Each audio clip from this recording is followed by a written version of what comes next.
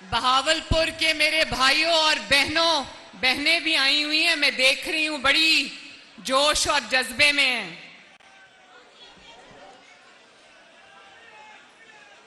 मुस्लिम league नून ने जब से इक्तदार संभाला उस दिन से मुखालिफीन ने समझ लिया कि शायद मुस्लिम लीग नून चुप है, मुस्लिम लीग नून दब गई है, मुस्लिम लीग नून खामोश हो गई है, मुस्लिम लीग कमजोर हो गई है। तो आज आपका जज्बा और आपकी मोहब्बत और आपका पैशन देख के मैं उनको ये पैगाम देना चाहती हूं कि आओ और अपनी आंखों से देखो। तुमने जितना मैदान में चक्कर लगाने थे लगा लिए, अब मुस्लिम लीग नून की बारी है।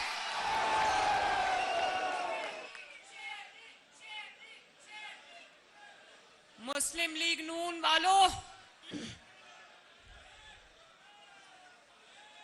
नवाज शरीफ साहब जब मेरी वापसी का प्रोग्राम बना रहे थे, उन्होंने राना सनाउल्लाह साहब को बुलाया लंदन।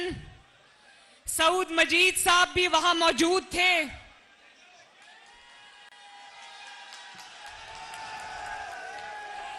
मियां साहब सारे डिविजन्स खोल के बैठे थे। तो मियां साहब ने को बार बार कहा गया यहां से आगाज कर लें, यहां से आगाज कर लें। मियां साहब ने कहा नहीं, आगाज बहावलपुर से होगा।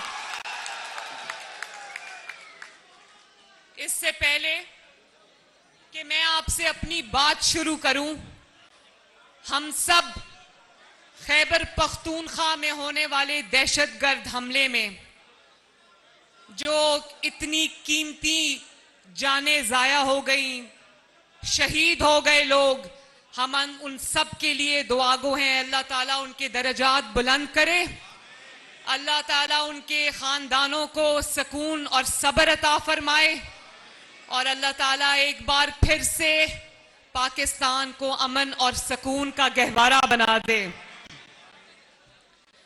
ये जो इतनी बड़ी तादाद में नौजवान यहां पर आए, मुझे बहुत खुशी देखकर। और मैं ये बताऊं नौजवानों, मेरी नौजवान यहां बच्चियां भी हैं, बच्चे भी हैं, मुझे जितनी खुशी आपको देख के हो रही है ना, आप इंशाअल्लाह ताला मेरा हरावल दस्ता होंगे मेरी इस मुहिम के अंदर। और मेरी पूरी तवज्जो होगी कि मुस्लिम लीग नून के लिए नौजवानों के विंग को, खवातीन के विंग को एक नई तश्कील दूं इंशाअल्लाह ताला।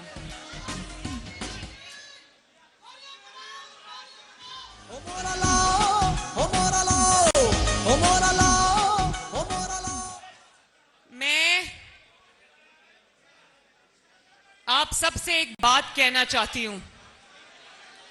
मेरे ओहदे की बड़ी बात हो रही है, कोई कहता है चीफ ऑर्गेनाइजर, कोई कहता है सीनियर वाइस प्रेसिडेंट। ये ओहदे तो मुझे अभी 1-2 हफ्ते पहले मिले।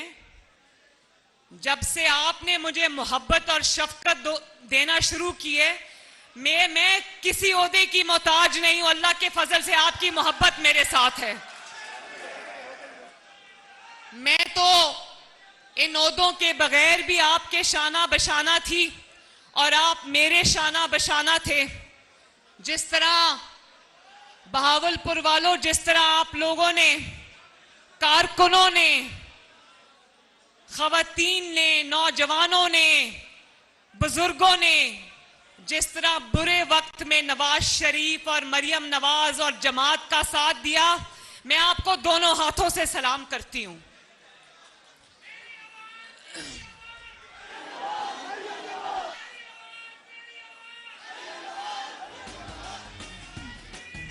शुक्रिया।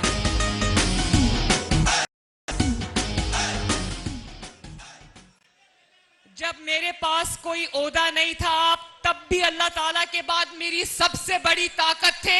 आज भी अल्लाह ताला के बाद आप मेरी सबसे बड़ी ताकत हो।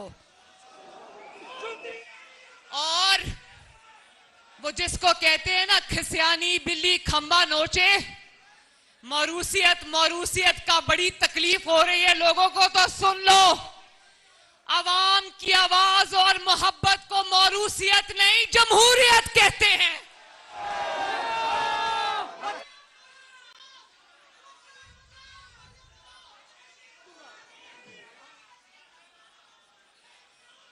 आप लोगों ने तब भी मेरा साथ दिया, नवाज शरीफ का साथ दिया। जब नवाज शरीफ को इकामे के फ्रॉड पर उन्होंने वजीर आजम की कुर्सी से बाहर निकाल दिया, तो जीटी रोड से जिस तरह आपने जिद्दोजहद शुरू की, उसके बाद चाहे मेरी पेशी हो, नवाज शरीफ की कोर्ट में पेशी हो, अदालतों में धक्के खाए मेरे साथ, और इमरान के 4 साला इंतकाम और जबर के दौर में जिस तरह मुस्लिम लीग नून के कारकुनों ने वफा निभाई, साथ निभाई, इसकी मिसाल पाकिस्तान के 75 साला तारीख में नहीं मिलती। जब मीडिया पर नवाज शरीफ और मरियम नवाज की आवाज बंद कर दी गई, तो ये ही कारकुनान और शेर मुस्लिम लीग नून की नवाज शरीफ की और मरियम नवाज की आवाज बने। और मुझे वो दिन भी याद है जब अरशद मलिक की गवाही आई कि नवाज शरीफ बेकसूर है और उसको नाहक सजा दी गई, तो जिस तरह उनकी रिहाई के लिए आप मेरे साथ दिन रात सड़कों पर एक किया, रात को 2-2 बजे, 3-3 बजे, 4-4 बजे सुबह आपने वो जलसे किए। मुझे याद है कि स्टेडियम्स को ताले लगा दिए जाते थे, जलसागाह में पानी छोड़ दिया जाता था, तो वो जो ट्रक होते हैं ना, जिनको पंजाबी में गड कहते हैं, उनके ऊपर खड़े होके मैंने आपसे खिताब किया हुआ है, मुझे याद है।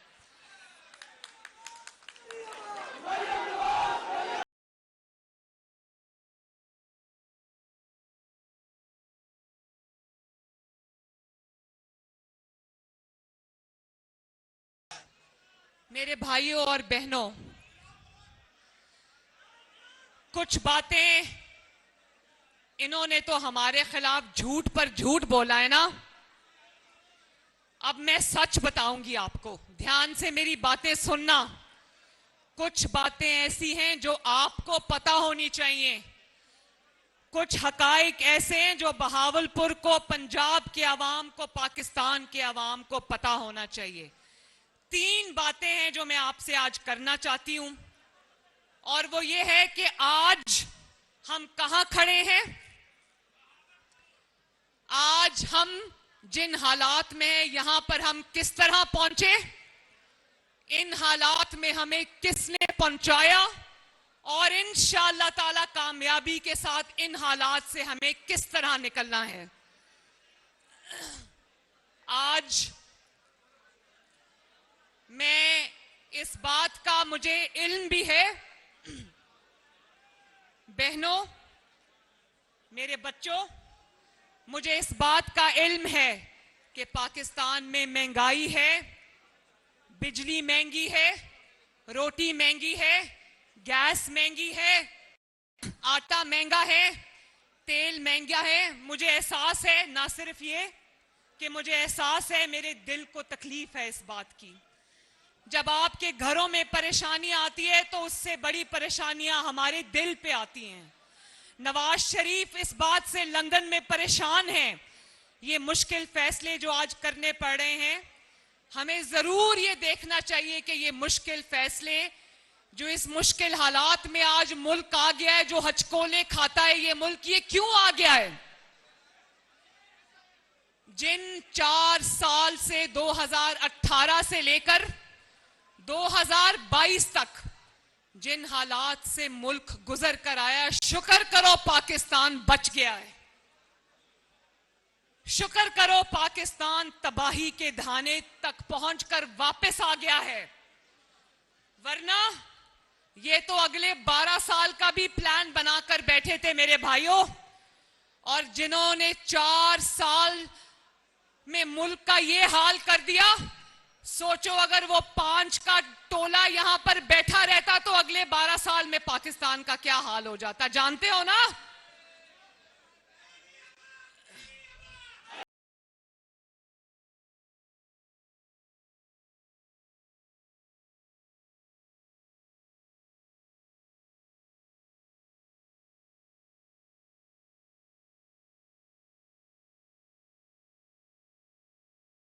अनाड़ियों ने जो एक सिर्फ ये कि मईशत का बुरा हाल नहीं किया, बल्कि पिछले 4 साल में मईशत पर खुद कुछ हमला हुआ है।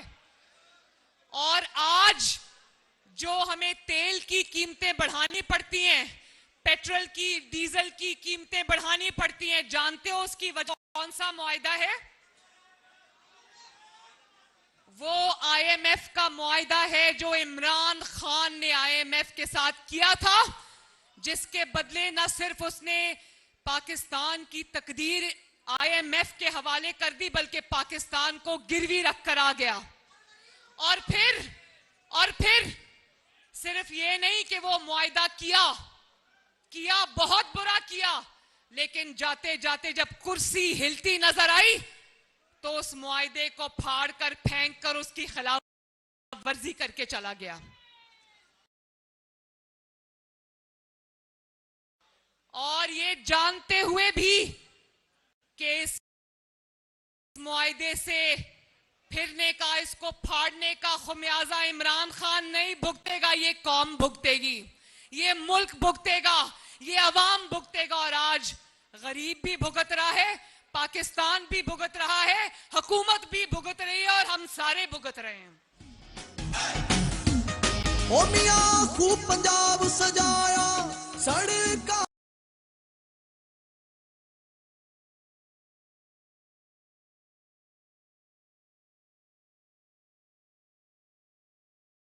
जाल बछा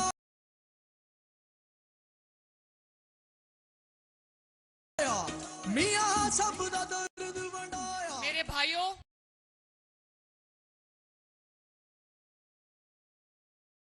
और बहनों, मुस्लिम लीग नून के लिए बहुत आसान था।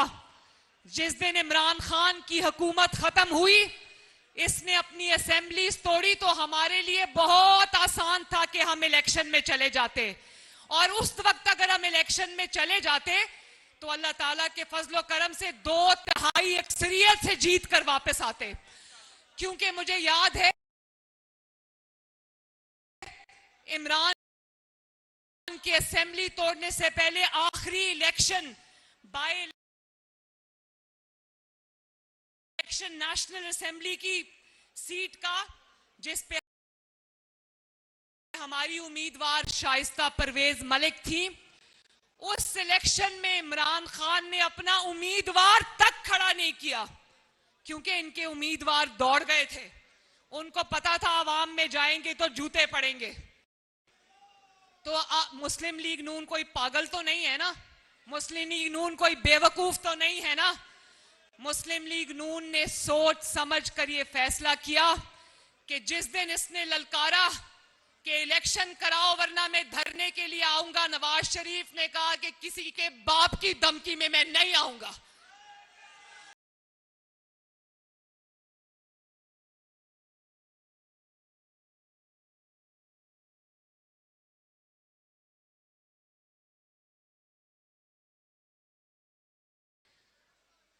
जो आज बार बार अपने दौर में कहता था, मैं सो के उठा, टीवी देखा तो पता चला महंगाई हो गई। आज टीवी पे कागज से पढ़ पढ़ के सुना रहा होता है कि प्याज इतना, टमाटर इतना, वो भी गलत पड़ता है। जिसने कभी अपने पैसे से प्याज टमाटर खरीदा उसको पता होता है कि महंगाई कितनी है। लेकिन जो बार बार कहता है मुल्क श्रीलंका बन जाएगा, ये मुल्क को श्रीलंका बनाने की जो दिल में ख्वाहिश लिए फिरता है ना, याद रखो मेरे बहनों और भाइयों, नवाज शरीफ और शहबाज शरीफ ने इस मुल्क को श्रीलंका बनने से बचाया है।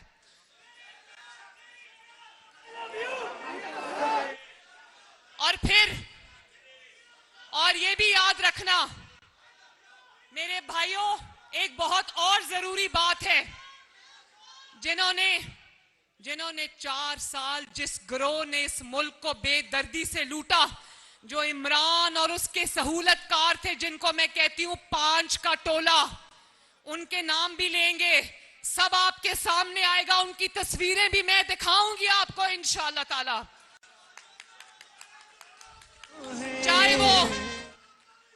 चाहे वो खोसा हो या वो वाला बाबा हो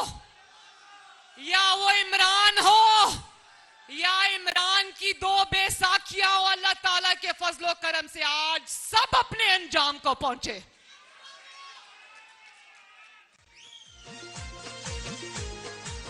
तो देखो, मुल्क जिन नाअहल हाथों में था, जिन नालायक हाथों में था, जो पांच मिलकर जिनका काम ही दिन रात मुल्क को लूटना था।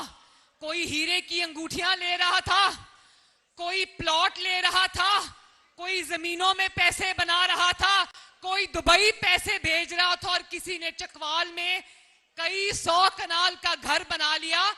तो इस पांच के गिरोह से पाकिस्तान के अगले 12 साल जो ये अपनी तरफ से पूरी साजिश रचा के बैठे थे, बहावलपुर वालों, इन सब से पाकिस्तान को बचाना भी मुस्लिम लीग नून की जिम्मेदारी है, क्योंकि मुस्लिम लीग नून की जड़ें अवाम में है और अवाम को जवाब दे। इस मुल्क का बेटा है नवाज शरीफ, इस मुल्क का बेटा है शहबाज शरीफ, इस मुल्क की बेटी है मरियम नवाज शरीफ। इस मुल्क को कभी इनके हाथों में नहीं जाने देंगे।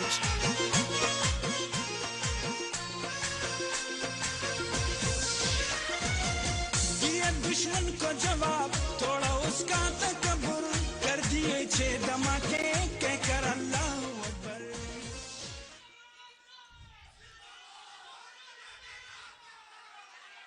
कर दिए 6 धमाके कहकर अल्लाहू अकबर। चागी पहाड़ से घबरा गया री, चागी पहाड़ से। नवाज शरीफ, एक सेकंड, नवाज शरीफ साहब ने तारीख में, पाकिस्तान की 75 साला तारीख में, आपको पता होना चाहिए कि 2016 के अंदर नवाज शरीफ वो वाहिद और पहला वजीर आजम था। मुस्लिम लीग नून की हुकूमत वो पहली हुकूमत थी जिसने 2016 में IMF के प्रोग्राम को पूरा करके 2016 में IMF को खुदा हाफिज कह दिया था। और 2016 तक जब नवाज शरीफ साहब ने और इसहाक डार साहब ने IMF का प्रोग्राम चलाया भी था 3 साल, तो कीमतें बढ़ी नहीं थी, कीमतें बरकरार थी। याद है ना? याद है ना? फिर कौन IMF को पाकिस्तान में वापस लेके आया? कौन लेकर आया? और उनको सॉवरेन गारंटीज दे दी। आज मुझे बताओ मेरे भाई और बहनों, जब नवाज शरीफ के दौर में रोटी 2 रुपए की बिकती थी, 5 रुपए की बिकती थी, तो किसको तकलीफ हुई और क्यों तकलीफ हुई? नवाज शरीफ के दौर में जब 50 रुपए किलो चीनी बिकती थी, तो किसको तकलीफ हुई और क्यों तकलीफ हुई? नवाज शरीफ के दौर में जब आटा 35 रुपए किलो बिकता था और बिकता रहा, तो किसको तकलीफ हुई और क्यों तकलीफ हुई? नवाज शरीफ के दौर में जब कारखाने लगे और 22-22 घंटे की लोड शेडिंग से 0 लोड शेडिंग पे पाकिस्तान आ गया, तो किसको तकलीफ हुई और क्यों तकलीफ हुई? आपने ये 5 के टोले, खोसा और वो डैम वाले बाबे का नाम क्या है, साकिब निसार,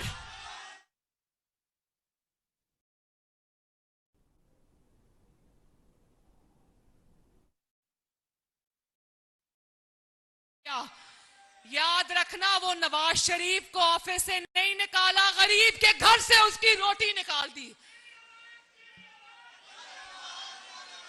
नवाज शरीफ से कुर्सी नहीं छीनी, नवाज शरीफ से उसकी सदारत नहीं छीनी, गरीब से उसकी सस्ती रोटी छीन ली, गरीब से उसकी सस्ती गैस छीन ली, पाकिस्तान से उसकी तरक्की छीन ली, पाकिस्तान में जो इतने बड़े बड़े काम हो रहे थे वो छीन लिए।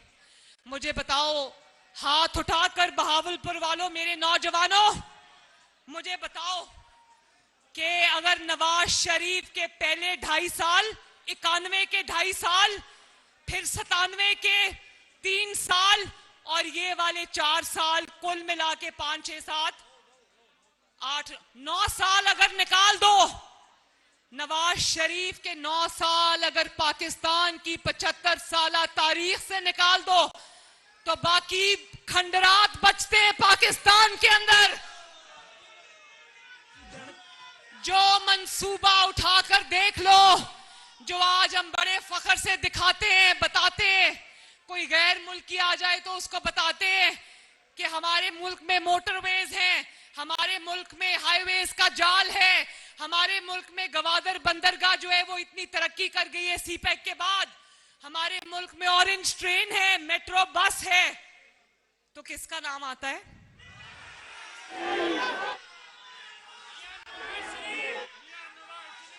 और आज जो हम आराम से अपने घरों में सोते हैं कि हमारे मुल्क की सरहदें जो हैं वो महफूज हैं, हम एटमी मुल्क हैं, तो एटमी धमाके करने वाला कौन है?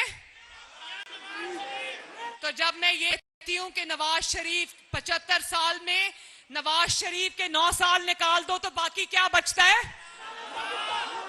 बाकी कुछ नहीं बचता। कल भी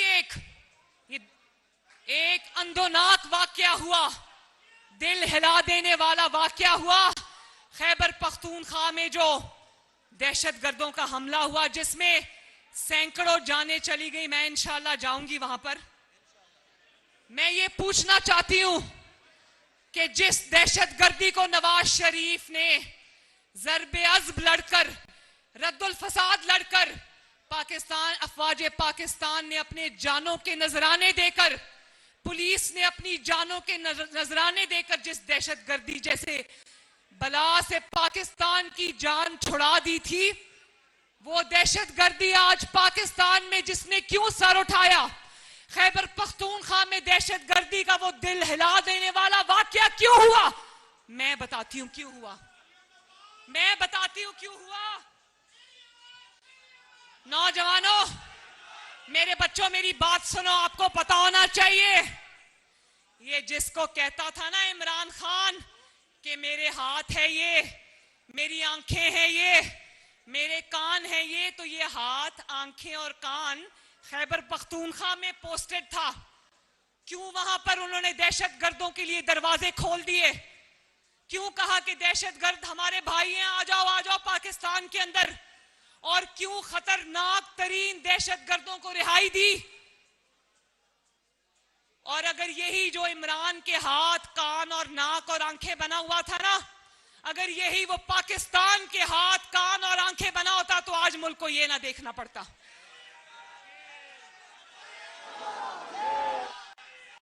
और तुम शहबाज शरीफ को इल्जाम देते हो, इमरान खान हर बात में महंगाई है तो शहबाज शरीफ, तो याद रखो शहबाज शरीफ की हुकूमत तो सिर्फ वफाक में है।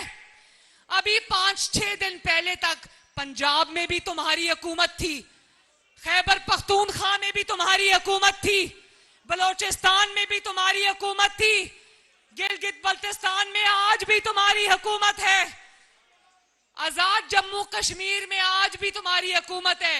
हुकूमत सारे पाकिस्तान में तुम्हारी, और इल्जाम शहबाज शरीफ के ऊपर। शर्म करो। इसकी इल्जाम लगाने की आदत नहीं जाती। अमेरिका से शुरू हुआ कि अमेरिका ने मेरे खिलाफ साजिश कर दी, फिर अमेरिका से हाथ जोड़ के माफी मांग ली, और अब अमेरिका से होता होता होता, डोनाल्ड लू से होता होता, अब पंजाब के जो वजीर आला बने अभी मोहसिन नकवी साहब, कहते हैं इसने मुझे साजिश करके निकाला। तो बंदा इसकी कौन सी बात पर यकीन करे? खैबर पख्तूनख्वा के अंदर, एक मिनट,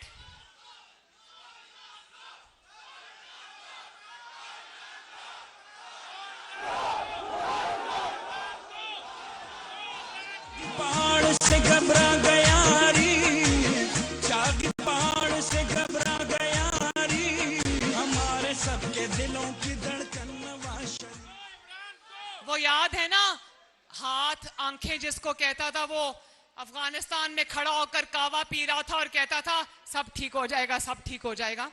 अभी खैबर पख्तूनख्वा में कुछ दिन पहले तक 10 साल इमरान की हुकूमत रही है। कितने साल? तो कौम ये सवाल पूछती है कि 10 साल में तुम्हें काउंटर टेररिज्म डिपार्टमेंट की क्या कैपेसिटी बिल्डिंग की है? वहां पर उनके पास कोई चीज नहीं है।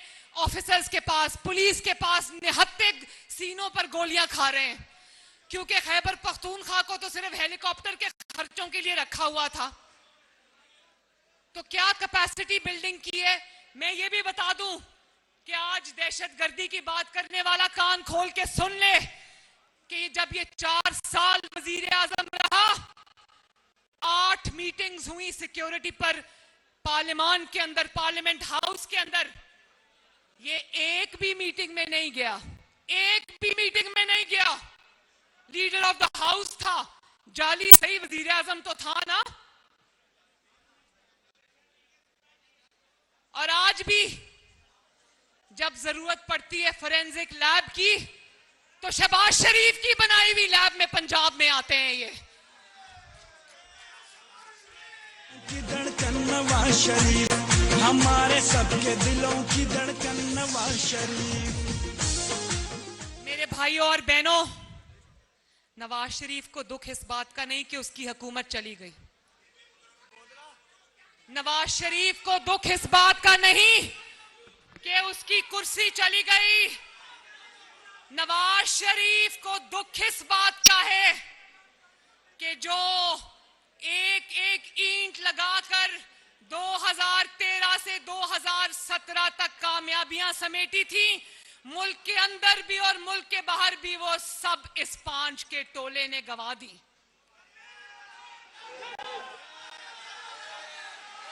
और 2016-17 जब पनामा जैसा ड्रामा लेकर आ गए, तो हर टीवी पे आकर बताते थे कि सारे मसाइल की जड़ ही नवाज शरीफ है। अगर वो सच होता, और बकौल इनके जो नवाज शरीफ को जिस तरह निकाल दिया था, अगर मसाइल की जड़ वो था, तो पिछले 4 साल में तो दूध और शहद की नहरें बहनी चाहिए थी ना। पाकिस्तान बजाय आगे जाने का पहले से भी पीछे चला गया।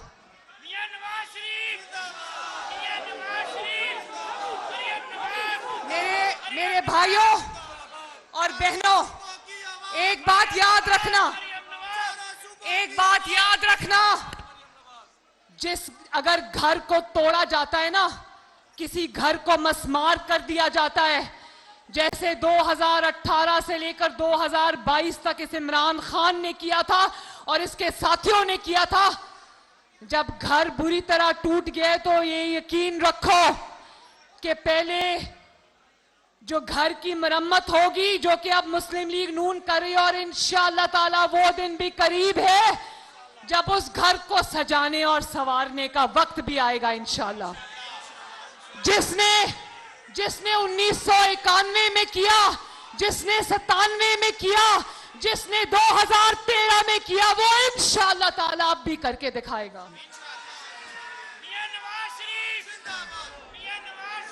क्योंकि इस मुल्क के पास नवाज शरीफ और मुस्लिम लीग नून के अलावा अब कोई चॉइस नहीं है।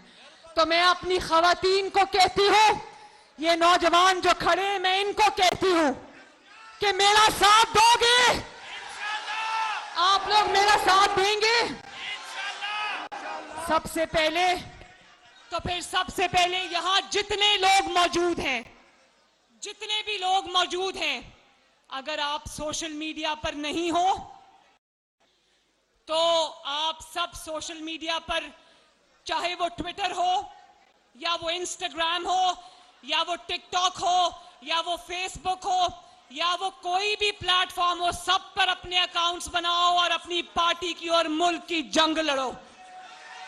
और यहां पर जितने, मैंने राना तनवीरुल हसन साहब से कहा है कि मुझे बहावलपुर डिवीजन का और सब डिस्ट्रिक्ट का एक यूथ का कोऑर्डिनेटर दें।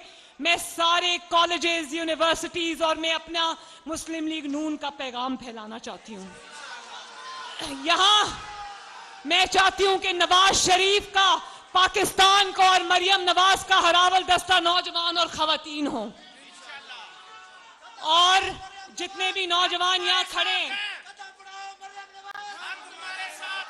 एक मिनट, और जितने भी नौजवान यहाँ खड़े हैं, मैं सबको ये कहना चाहती हूं कि अपने साथ 10-10 कम से कम जो नौजवान हैं उनको मुस्लिम लीग नून का पैगाम दें, मेरा पैगाम दें और ये बताएं कि अगर मुस्लिम लीग नून पाकिस्तान को तरक्की नहीं दिला सकती तो मैं दावे के साथ कह सकती हूं पाकिस्तान में कोई ऐसी जमात नहीं है।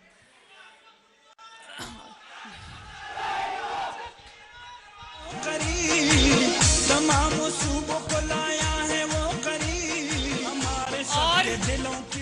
ये नौजवानों के लिए खसूसी तौर पर पैगाम है मेरा, जिसने सियासत को दुश्मनी में बदला, गालियों में बदला, घर घर में तफरीक पैदा की, लोगों को बदतमीजी सिखाई और मुल्क को तकसीम किया, वो पाकिस्तान का दोस्त नहीं, वो पाकिस्तान का सबसे बड़ा दुश्मन है।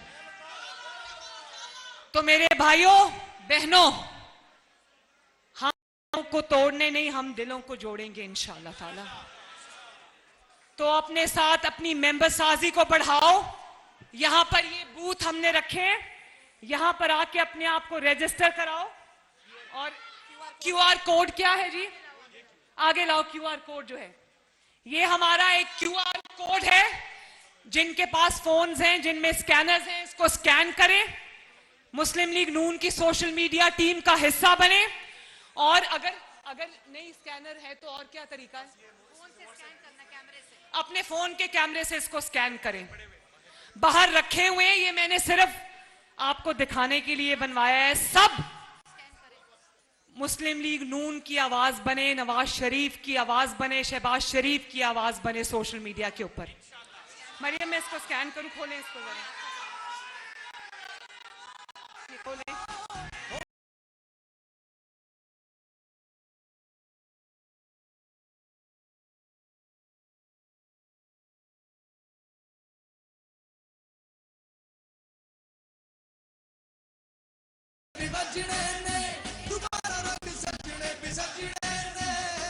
जब आप इसको स्कैन करेंगे तो आप हमारे व्हाट्सएप ग्रुप्स में शामिल हो जाएंगे।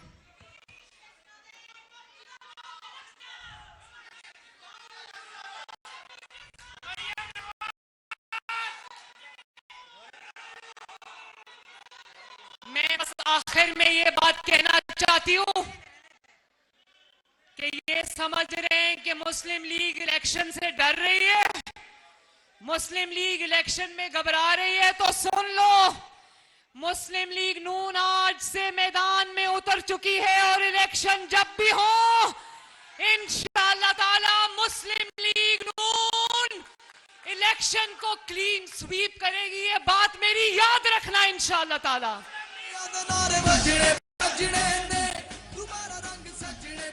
और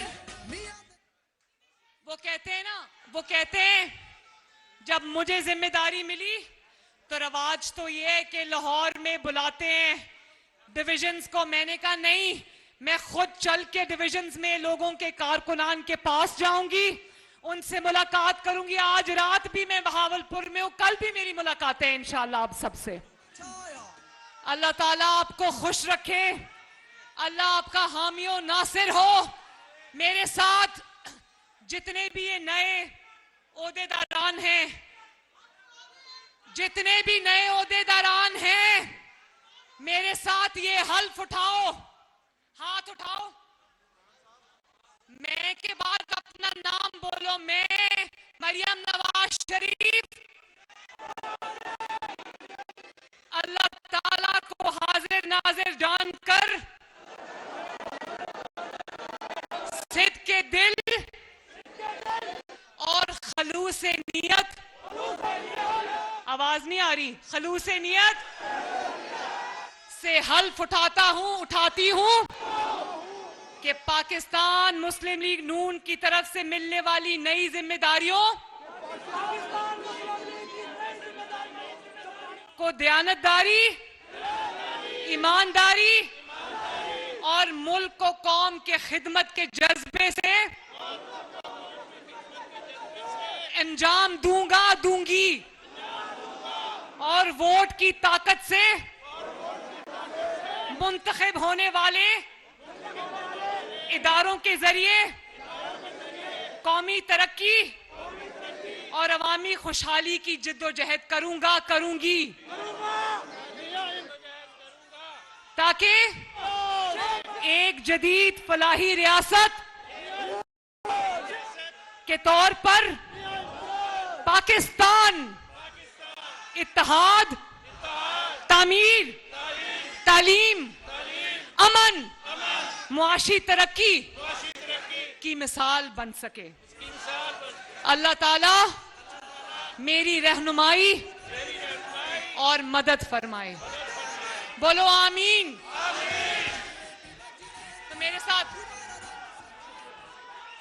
शुक्रिया, मेरे साथ मिलकर नारा लगा दो, नवाज शरीफ, शहबाज शरीफ।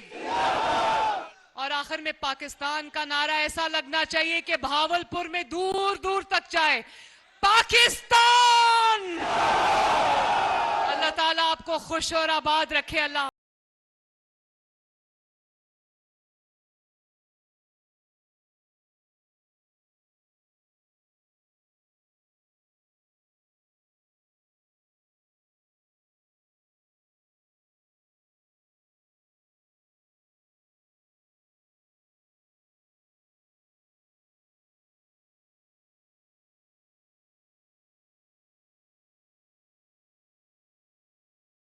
और अपने वर्करों का, भाइयों का ख्याल किया। शुक्रिया अकील नजम हाशमी साहब, इंशाअल्लाह MLA भावलपुर। नाज़रीन, पाकिस्तान